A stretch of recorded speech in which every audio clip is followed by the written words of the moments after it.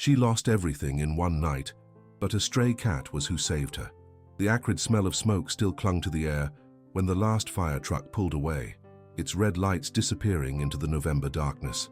Evelyn March stood on the sidewalk across from what had once been her home of 32 years, rain-soaked and motionless, watching the skeletal remains of her life smolder in the aftermath of the electrical fire that had consumed everything in a matter of hours. At 59, she had weathered many storms: the death of her husband Robert 3 years prior, the slow decline of her antique business as younger generations lost interest in the past, the gradual drift from her daughter Sarah, who lived clear across the country in Seattle. But this felt different. This felt like the universe had decided she had simply had enough time, and now it was ready to collect. The rain continued its steady percussion on the pavement, each drop echoing the hollow feeling in her chest. Her neighbor Mrs. Chen had offered her spare room. The Red Cross volunteers had pressed pamphlets about temporary housing into her trembling hands, and Father Miguel from St. Catherine's had assured her that the church basement was available. But Evelyn's pride, that stubborn, lifelong companion, whispered that accepting help would be admitting defeat. "Ma'am?" A young firefighter approached, his yellow jacket reflecting the streetlight. "We've done all we can for tonight. The insurance adjuster will be out tomorrow morning. Is there somewhere you can stay?" Evelyn nodded without really hearing him. Her throat felt raw from the smoke and from holding back tears that refused to come.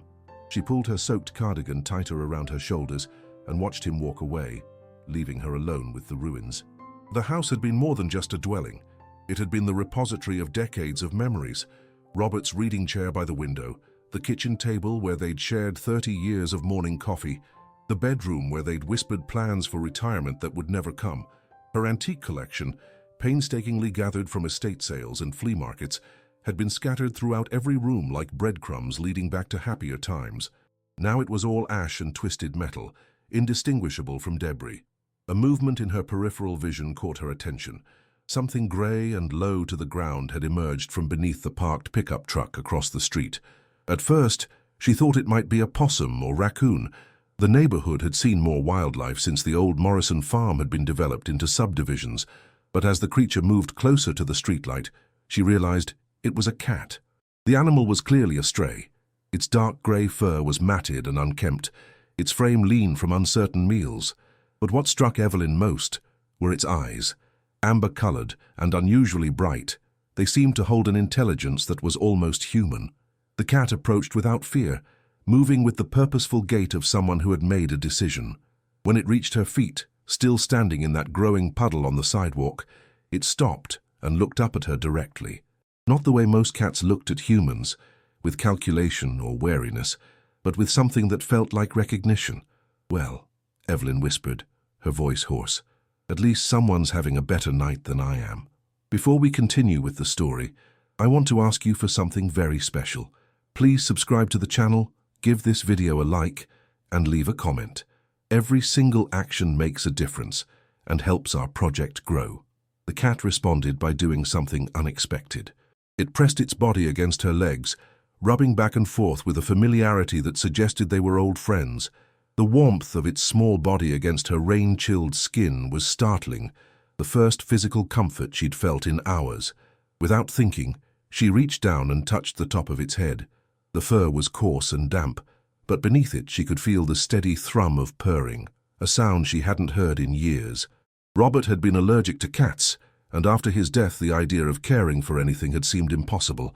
"You don't look like you belong to anyone," she murmured, surprised to find herself speaking aloud. The cat looked up at her again with those penetrating amber eyes, and something in Evelyn's chest loosened slightly. In that moment, watching this bedraggled creature who had emerged from the storm to offer comfort to a stranger, a name came to her unbidden. "Kestrel," she said softly.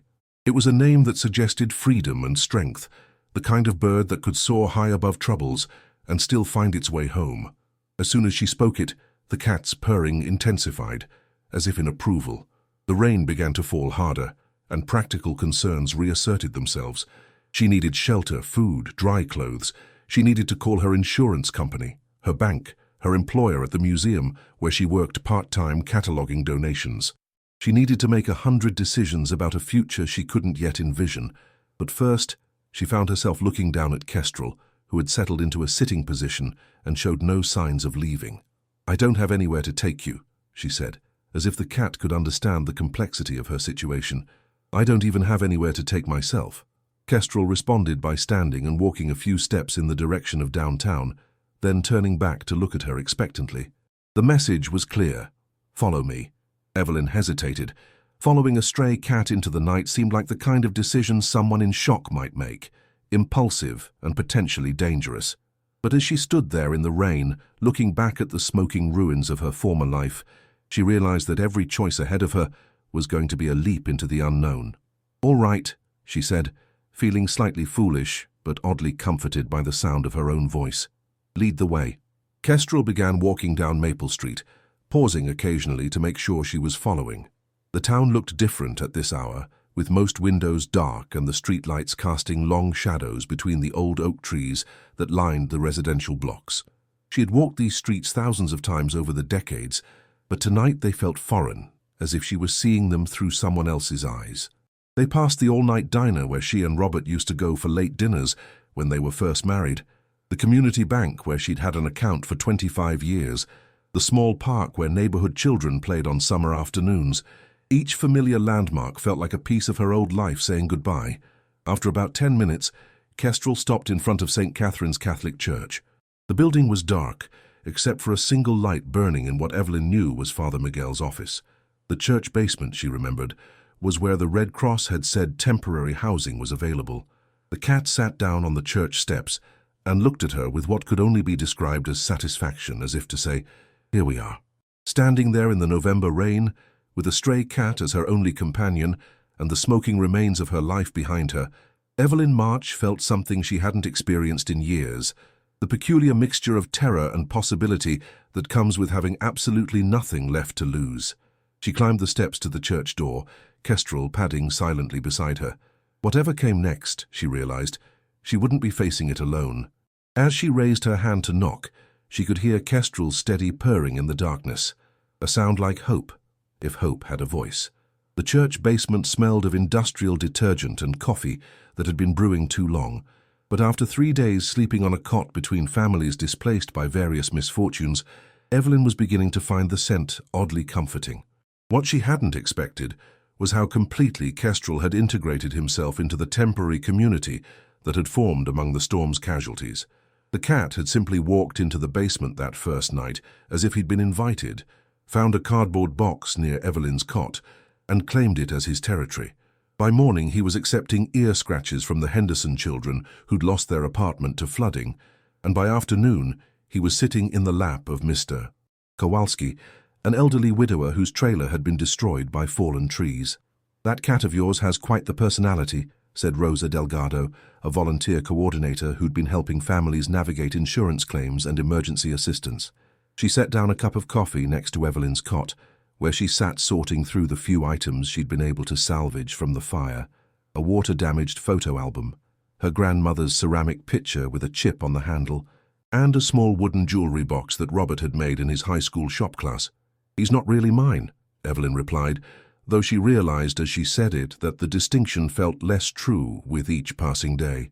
Kestrel had taken to following her everywhere, to the insurance office, to the bank, even to the grocery store where the manager had initially objected to his presence until seeing how calmly he behaved. "Could have fooled me," Rosa said with a smile. "He watches you like a guardian angel." Evelyn looked over at Kestrel, who was currently sitting beside 8-year-old Emma Henderson as she worked on a coloring book. The little girl had been having nightmares since the flood, but Rosa had noticed that she slept peacefully on the nights when Kestrel chose to curl up near her cot. The past few days had been a blur of paperwork and phone calls that all seemed to lead to the same conclusion. Rebuilding her life was going to take time she felt too old to spare, and money she didn't have. The insurance payout would cover the house's value, but not the irreplaceable contents. Her savings account, modest to begin with, would barely cover a security deposit on a rental apartment, but it was the call to her daughter Sarah that had left her feeling most adrift. "Mom, I'm so sorry," Sarah had said, her voice crackling through a poor connection from Seattle. "I wish I could help more, but with the baby coming and Jeff's job situation..." The conversation had been cordial but distant, full of the careful politeness that had characterized their relationship since Robert's death.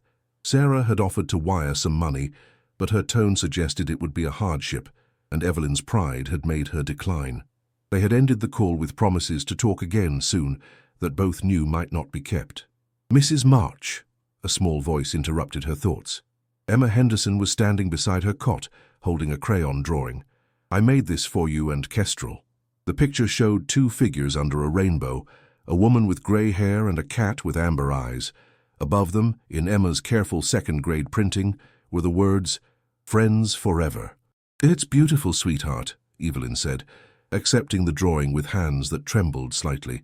"Thank you." As Emma skipped back to her mother, Evelyn felt something brush against her leg. Kestrel had appeared beside her with that silent way he had of moving, and was now sitting at her feet, looking up at her with those knowing amber eyes. "What do you think?" she asked him quietly, holding up the drawing. "Are we friends forever?" Kestrel's response was to leap smoothly onto the cot beside her, something he'd never done before. He settled against her side with a contentment that suggested he'd been planning this moment for days. The next morning brought news that would change everything. Rosa approached Evelyn's cot with a clipboard and an expression that managed to be both professional and sympathetic. "I've been working with the county on housing options," she said, sitting down on the folding chair beside the cot. "There's a small apartment above Henderson's Hardware that just became available. It's not much, 1 bedroom, basic kitchen, but Mr. Henderson is willing to work with you on rent until you get back on your feet." Evelyn felt a flutter of something between hope and anxiety. Her own apartment, after sleeping in a room full of strangers for nearly a week, sounded like paradise. But the practical concerns immediately crowded in. "I'm not sure I can afford even reduced rent," she admitted. "And there's Kestrel." "Actually," Rosa said with a slight smile, "Mr. Henderson specifically mentioned that pets would be welcome. Apparently his store has a bit of a mouse problem." That afternoon, Evelyn found herself standing in the small apartment above Henderson's Hardware, looking around at what might be her new beginning. The space was indeed modest, a living room that flowed into a kitchen barely big enough for one person, a bedroom with one window facing the alley, and a bathroom with fixtures that had probably been installed in the 1970s. But it was clean and quiet, and the late afternoon sun streaming through the living room windows made the hardwood floors glow warmly. Kestrel had immediately begun exploring, sniffing corners and investigating the spaces beneath furniture, with the thoroughness of a professional inspector. When he finished his survey, he positioned himself in a patch of sunlight near the main window and began cleaning his paws, a gesture Evelyn had learned to interpret as approval. "So, what do you think?" she asked him. "Can we make this work?" The cat looked up from his grooming routine and fixed her with that steady amber gaze that seemed to say, "We can make anything work." That evening, as she sat on the floor of her new apartment, eating take-out Chinese food and sharing small pieces of chicken with Kestrel, Evelyn allowed herself to feel something she hadn't experienced since the night of the fire: cautious optimism. The furniture would come from thrift stores and donations. The dishes would be mismatched, and the towels would be whatever she could find on clearance. But it would be theirs, hers and Kestrel's. As if reading her thoughts, the cat finished his portion of chicken and moved to sit beside her, close enough that she could feel the warmth of his body through her worn jeans. "You know," she said, reaching down to stroke his head, "I think this might actually be the beginning of something good." Kestrel's purr filled the empty apartment, like the first note of a song she was just beginning to learn. Outside, the sun was setting over the small town that was slowly becoming home again, and for the first time since the fire, Evelyn March felt ready to face whatever came next. But she had no idea that Kestrel's influence on her life, and on the lives of everyone around them, was only just beginning. 3 weeks into November, Evelyn had settled into a routine that revolved entirely around survival and Kestrel's mysterious schedule. The cat, she had discovered, was an early riser with definite opinions about how their days should unfold. Each morning at 6:30 sharp, he would position himself on her chest and stare at her until she opened her eyes. After breakfast, scrambled eggs for her, a small portion for him, he would lead her on what she had come to think of as their morning rounds through downtown. These walks had revealed a side of her small town that decades of driving to work and running errands had somehow missed. Kestrel seemed to know everyone. Mrs. Patterson at the flower shop, who always saved him a small bowl of cream. Tommy Martinez at the gas station, who kept a jar of treats behind the counter. Even stern Mr. Chen from the hardware store below her apartment, who pretended not to notice when Kestrel helped himself to naps in the sunny spot near the checkout counter. "Your cat's got the whole town wrapped around his paw," observed Helen Morrison, the librarian, as Evelyn returned a stack of books about small business management. She had been researching ways to restart her antique business, though the prospect felt overwhelming most days. "He's not really my cat," Evelyn replied automatically, though the phrase sounded increasingly hollow each time she said it. Helen raised an eyebrow as Kestrel emerged from behind the reference desk, where he had apparently been conducting his own research into the library's most comfortable reading spots. "Could have fooled me," Helen said. "He's been coming here for weeks, you know, even before you started checking out books." Mrs. Hendricks swears he helped her find the cookbook section when she got turned around. That afternoon brought an unexpected visitor to the apartment. Evelyn heard footsteps on the external staircase and opened the door to find a woman about her own age, holding a casserole dish and wearing the kind of tentative smile that suggested she wasn't entirely sure of her welcome. "I'm Patricia Webb," the woman said. "I live over on Elm Street. I heard about what happened to your house, and I wanted to... Well, I made too much lasagna." Evelyn recognized her. They had served on the church fundraising committee together years ago, but had never been more than acquaintances. Patricia's presence now felt both surprising and oddly comforting. "That's very kind of you," Evelyn said, accepting the warm dish. "Would you like to come in for coffee?" As Patricia settled into one of the two mismatched chairs Evelyn had acquired from the thrift store, Kestrel appeared from the bedroom and approached their guest with his usual confident stride. Instead of the cautious sniffing most cats would employ with strangers, he jumped directly into Patricia's lap and began purring. "Well, hello there, handsome," Patricia laughed, stroking his head. "You're quite the charmer, aren't you?" "That's Kestrel," Evelyn said, pouring coffee into cups that didn't match but were both functional. "He came with the territory, apparently." "Animals know things," Patricia said thoughtfully, as Kestrel settled more comfortably in her lap. "My late husband always said cats could sense character better than people could." The conversation that followed surprised Evelyn with its ease. Patricia had been widowed 2 years ago and understood the particular loneliness that came with losing a life partner. She had started a small catering business from her home kitchen. Nothing fancy, just comfort food for church events and small gatherings, but she was looking to expand. "I've been thinking about getting a storefront," Patricia said, "but the truth is, I'm scared to do it alone. What if nobody comes? What if I fail?" As she spoke, Kestrel had begun doing something unusual. He stood up in Patricia's lap, placed his front paws on the small table between the chairs, and looked directly at Evelyn with an intensity that felt almost like communication. "What is it, boy?" Evelyn asked, following his gaze to the stack of business books she had left on the table. Patricia noticed the books and picked up the top one, a guide to starting retail businesses. "Are you thinking about opening a shop?" "I was," Evelyn admitted. "I had an antique business before everything happened, but starting over at my age with no capital..." Kestrel chose that moment to leap gracefully from Patricia's lap to Evelyn's, then to the table, where he sat down directly on the open business plan workbook Evelyn had been half-heartedly filling out. Both women stared at him. "I think," Patricia said slowly, "he might be trying to tell us something." That evening, after Patricia had left with promises to return soon for more coffee and planning sessions, Evelyn found herself looking at Kestrel with new curiosity. "Did you orchestrate that somehow?" she asked him. Kestrel, who was grooming himself in the patch of lamplight near the window, paused mid-lick to give her a look that seemed to say, "Would I do that?" The next few days brought a series of encounters that felt too coincidental to be random. At the post office, Kestrel led her to Mrs. Rodriguez, who mentioned she was selling her late mother's furniture collection. At the coffee shop, he positioned himself near the table, where 2 women were discussing the need for more unique gift options in town. Each conversation seemed to plant seeds, ideas about partnerships, about market needs, about the possibility that starting over didn't necessarily mean starting from nothing. The breakthrough came on a grey Thursday morning, when Kestrel's routine changed dramatically. Instead of their usual downtown walk, he led her in the opposite direction, toward the older residential area where Victorian houses sat behind mature oak trees. He stopped in front of a small commercial building Evelyn had passed thousands of times without really seeing. The painted sign above the door was faded, but still readable. Morrison's 5 and Dime, Estion 1952. A paper sign in the window read, "For lease, inquire within." Kestrel sat down on the sidewalk and looked up at her expectantly. "Oh no," Evelyn said aloud. "Absolutely not. I can't afford to lease a storefront. I don't have inventory. I don't have customers." Kestrel's response was to walk to the front door and sit down again, this time adding a small meow for emphasis. Despite her protests, Evelyn found herself cupping her hands against the dusty window to peer inside. The space was larger than it appeared from the street.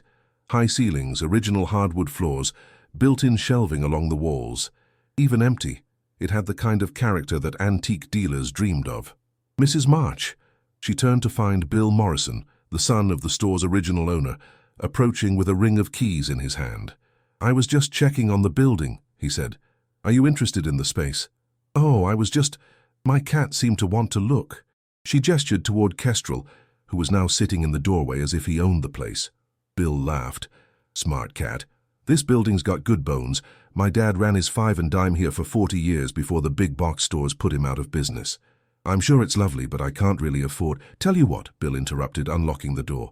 "Why don't you take a look, no obligation, and bring your consultant there," he added, nodding toward Kestrel. The interior was even more appealing than the view through the window had suggested. Late morning sunlight streamed through tall windows, illuminating dust motes that danced in the air like possibilities. The built-in shelving was solid oak, perfect for displaying antiques. The back room had space for restoration work and storage. Kestrel immediately began his inspection routine, moving through the space with the confidence of a future resident. When he finished his survey, he positioned himself in the center of the main room and began purring, loudly enough that both humans could hear him clearly. "I think he approves," Bill said with a smile. As Evelyn stood in that empty storefront, watching Kestrel claim his sunny spot near the front window, she felt something shift inside her chest. For the first time since the fire, the future looked like more than just survival. It looked like possibility. But as she was about to ask Bill about lease terms, a familiar voice called her name from the street. She turned to see Patricia Webb approaching, carrying what appeared to be a plate of cookies and wearing an expression of barely contained excitement. "I've been looking all over for you," Patricia called out. "I have an idea that might change everything." Kestrel, still sitting in his chosen spot by the window, looked from Patricia to Evelyn to Bill Morrison, and his purr intensified. It was, Evelyn would later realize, the sound of a plan coming together. Patricia's idea was both simple and terrifying, a partnership that would combine Evelyn's antique expertise with Patricia's catering skills in a space that could serve as both shop and cafe. Customers could browse vintage treasures while enjoying homemade soup and fresh-baked bread, creating the kind of atmosphere that encouraged lingering and, hopefully, purchasing. "Think about it," Patricia said, gesturing around the empty Morrison building as Bill Morrison listened with growing interest. "Antiques and comfort food, they go together naturally. People want to feel nostalgic, connected to the past." Kestrel, meanwhile, had taken up residence in the front window and was watching pedestrians pass by with the attention of someone conducting market research. Bill Morrison stroked his beard thoughtfully. "My dad always said this building needed people who understood community. I like what you're describing." The lease terms he offered were more generous than Evelyn had dared hope. Reduced rent for the first 6 months, with the option to include utility costs in their monthly payments. But even with Patricia's enthusiasm and Bill's flexibility, the practical challenges felt enormous. "I don't have startup capital," Evelyn admitted as they walked back to her apartment after signing a preliminary agreement, "and I have no idea where I'll find inventory." "We'll figure it out," Patricia said, with the confidence of someone who had never let uncertainty stop her from taking action. "Besides, we have a secret weapon." She nodded toward Kestrel, who was leading their small procession down Main Street like a parade marshal. "Before we continue with the story, I want to ask you for something very special. Please subscribe to the channel, give this video a like, and leave a comment. Every single action makes a difference and helps our project grow." That evening, Evelyn sat at her small kitchen table with a legal pad, trying to make realistic projections about their venture. No matter how she calculated expenses versus potential income, the numbers seemed impossibly optimistic. Kestrel jumped onto the table and sat directly on her financial projections, fixing her with a steady stare. "I know you think this is a good idea," she told him, "but wanting something and being able to make it work are two different things. The cat's response was to knock her pen off the table with one deliberate paw movement. As she bent to retrieve the pen, her phone rang. The caller ID showed a number she didn't recognize. "Mrs. March, this is Jennifer Kim. I'm an estate sale coordinator, and I heard you might be starting an antique business." The conversation that followed felt like another one of those coincidences that had been occurring with increasing frequency since Kestrel entered her life. Jennifer had a client, an elderly woman moving to assisted living who wanted to sell a house full of vintage furniture and collectibles. The catch was that the client preferred to sell everything as a lot, rather than piece by piece, and most dealers couldn't afford the upfront cost. "But I heard you might be interested in a partnership arrangement," Jennifer continued. "Display and sell the items in your shop, split the profits with the owner. No upfront costs." After Jennifer hung up, Evelyn stared at her phone in disbelief. Then she looked at Kestrel, who was now grooming himself with the satisfied air of someone who had accomplished exactly what he'd intended. "How?" she asked him. "How do you keep making these things happen?" The next morning brought another surprise. Mrs. Patterson from the flower shop knocked on Evelyn's door, holding a small potted plant and wearing the slightly embarrassed expression of someone who wasn't sure her gift would be welcome. "I heard about your new shop," she said, offering the plant, a small succulent in a vintage ceramic pot. "This was my mother's. I thought it might look nice in your window display." Word had spread through town with the speed that news travels in small communities, and over the next few days, Evelyn found herself the recipient of an unexpected stream of donations and offers of support. Mr. Chen from the hardware store offered to help with any repairs the building might need. Helen Morrison from the library promised to spread word about the shop through her extensive network of book clubs and garden societies. Most surprisingly, Tommy Martinez from the gas station approached her during one of her morning walks with Kestrel. "My grandmother left me a bunch of old stuff when she passed," he said, scratching Kestrel behind the ears. "Dishes, furniture, some jewelry. I was going to donate it all to Goodwill, but if you could use it for your shop." Each offer felt like a small miracle, but also added to Evelyn's growing anxiety about living up to everyone's expectations. What if she failed? What if the shop closed within months, taking everyone's generosity down with it? These fears came to a head on the evening before their planned opening day. Patricia had spent the afternoon arranging donated furniture and setting up her small coffee station, while Evelyn had organized glassware and ceramics on the oak shelving. The space looked warm and inviting, exactly the kind of place she would want to browse. But as she locked up and headed home with Kestrel, doubt crept in like fog. "What if nobody comes tomorrow?" she asked Patricia, who had walked with them to the bottom of the hardware store stairs. "Then we'll have a quiet day to figure out what needs changing," Patricia replied, with the practical optimism that Evelyn was learning to depend on. That night, Evelyn lay awake listening to the sounds of the small town settling into sleep, cars passing occasionally on Main Street, the distant whistle of the late freight train, the soft sounds of Kestrel moving around the apartment. She had grown to love these nighttime sounds, so different from the suburban silence of her old neighborhood. Around midnight, she heard Kestrel jump down from his favorite sleeping spot on the windowsill. She expected him to curl up on the bed beside her, as had become his habit, but instead she heard the soft sounds of him moving around the living room. Curious, she got up to investigate and found him sitting by the front door, looking up at her with an expression that clearly communicated his intention to go out. "It's midnight," she told him. "Nothing good happens at midnight."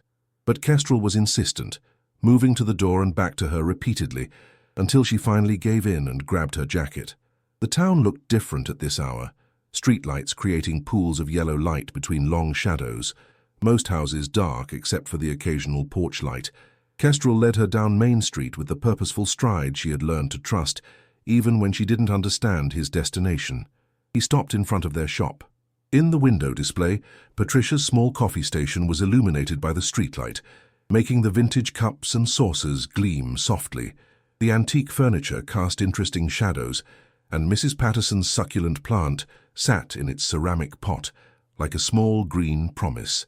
Standing there on the sidewalk at midnight, looking at what she and Patricia had created together, Evelyn felt something she hadn't experienced since before Robert's death: pride.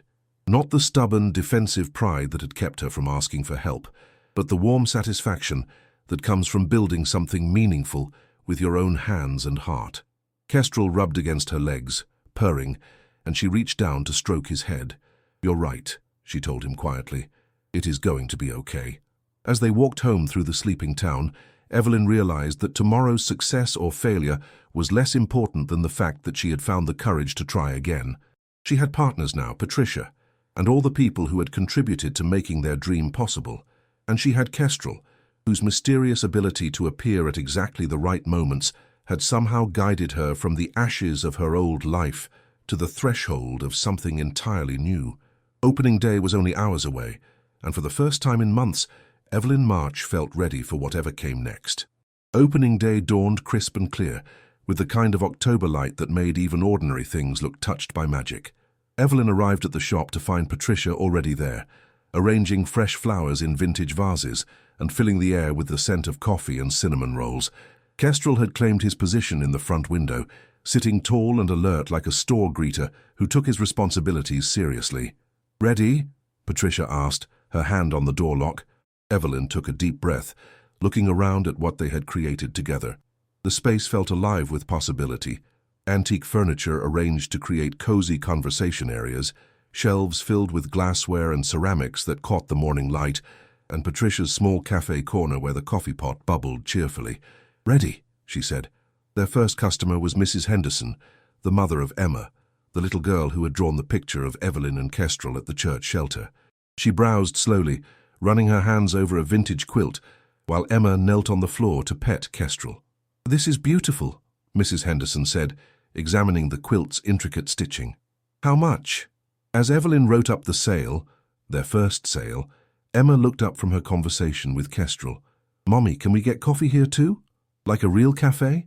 "That's the idea, sweetie," Patricia said, wiping down the small counter where she had arranged mugs and pastries. "Would you like some hot chocolate?" The morning continued with a steady stream of visitors, some drawn by curiosity about the new business, others clearly there to offer support to two women they had watched rebuild their lives. Bill Morrison stopped by to check on his building, stayed for coffee, and left with a vintage toolbox for his workshop. Mrs. Patterson came looking for antique flower pots and ended up purchasing a small dining set for her breakfast nook. But it was Helen Morrison from the library who brought the day's most significant customer. "I'd like you to meet Margaret Williams," Helen said, introducing an elegant woman in her 70s who moved with the careful precision of someone managing arthritis.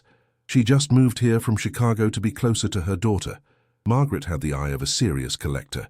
She moved through the shop slowly, examining pieces with the kind of attention that made Evelyn's heart race with anticipation. When she stopped in front of a mahogany secretary desk that had been donated by Tommy Martinez's family, her intake of breath was audible. "This is extraordinary," she murmured, running her fingers along the desk's inlaid wood design. "It's very similar to one my grandmother had." "Would you like me to tell you what I know about its history?" Evelyn offered. As she shared the story Tommy had told her about his grandmother's furniture, Margaret's eyes grew bright with interest. The conversation that followed revealed that Margaret had been a museum curator in Chicago, specializing in American decorative arts. "I've been looking for ways to stay involved with antiques," Margaret said. "Would you ever consider having guest speakers? Someone to talk about the history and craftsmanship of pieces like this?" Before Evelyn could answer, Kestrel appeared beside Margaret with his tail held high. A gesture Evelyn had learned indicated particular approval of someone new. "Well, hello there, beautiful," Margaret said, reaching down to stroke his head. "You have excellent taste in real estate." That afternoon, as Evelyn tallied their first day's sales, she realized they had exceeded her most optimistic projections. But more important than the money was the sense of community that had developed in the space. Customers lingered over Patricia's coffee, struck up conversations with each other, and several had asked about hosting small events in the shop. "I think," Patricia said, counting the day's coffee receipts, "we might actually have something here." As evening approached, they prepared to close by tidying displays and cleaning Patricia's coffee station. Kestrel supervised from his window perch, occasionally offering commentary in the form of small meows that seemed to indicate approval or suggest adjustments to their arrangements. Evelyn was wiping down the mahogany secretary desk when she noticed an envelope that someone had left on its surface. Her name was written on it in careful, cursive handwriting. Inside, she found a note from Margaret Williams. "Thank you for sharing the story of this beautiful piece. It's clear you understand that antiques aren't just objects. They're connections to the people who treasured them before us. I hope we can work together to help others discover these connections too. Attached to the note was a check for the full asking price of the secretary desk, along with Margaret's business card and a phone number. She bought it, Evelyn whispered, showing the check to Patricia. The secretary desk. She bought it without even asking about payment plans. Patricia looked at the amount and whistled softly. That's more than we made on everything else combined. As they locked up the shop that evening, Evelyn felt a profound shift in how she saw herself. For months, she had been the woman who lost everything in the fire. Today, she had become the owner of March and Webb Antiques, a woman who had built something new from the ashes of her old life. Kestrel led their closing routine, checking each corner of the shop before positioning himself by the door to indicate he was ready to leave. As they stepped onto the sidewalk, he paused to look back at the shop window, where the streetlight illuminated their displays in a warm, golden glow. I think he's proud of us, Patricia observed. Over the following weeks, the shop developed rhythms and traditions that surprised both women with their naturalness. Morning regulars emerged, retired teachers who came for coffee and conversation, elderly men who browsed the vintage tools while their wives examined china patterns, young couples searching for unique pieces to furnish their first homes. Margaret Williams became not just a customer, but a collaborator, organizing monthly antique stories evenings where she would research and present the history of specific pieces in the shop. These events drew visitors from neighboring towns and created a buzz that extended far beyond their small community. The most unexpected development was how Kestrel had evolved into the shop's unofficial mascot and therapeutic presence. Stressed customers seemed to calm when he approached them. Children who grew restless while their parents shopped would settle happily on the floor beside him. Even the most serious collectors would pause to stroke his head before making purchasing decisions. He's like a furry therapist, Patricia observed one afternoon, watching Kestrel comfort a woman who had become emotional while examining a set of china similar to her late mother's. The breakthrough in Evelyn's relationship with her daughter came in mid-December, when Sarah called unexpectedly on a busy Saturday afternoon. "Mom," Sarah's voice sounded different, warmer somehow.